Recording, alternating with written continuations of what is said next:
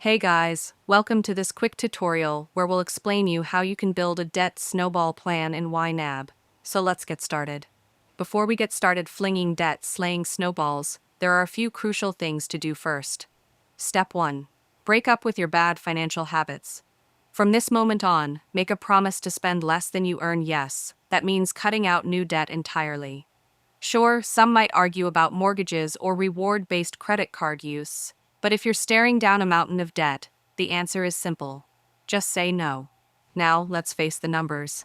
Make a list of every single debt you owe. Include the remaining balance, minimum monthly payment, and interest rate for each. This is your battle map. Once that's done, it's time to find your financial power. Open up your Ynab budget and determine how much extra money you can throw at your debt every month. If you're already budgeting with Ynab, great, you've probably got this number ready. If not, their 34-day trial is a perfect place to start.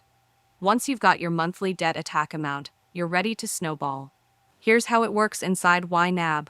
Start by entering each of your debts as either tracking accounts or liability accounts, then create budget categories for each one. Order your debts from smallest to largest balance. Pay the minimum amount on all debts every month, but take whatever extra dollars you can afford and slam them onto the smallest debt. For example, if your total minimum payments are $200 and you can budget $250, put that extra $50 toward the smallest balance. As soon as that debt is paid off, take its payment including its original minimum and roll it into the next smallest debt.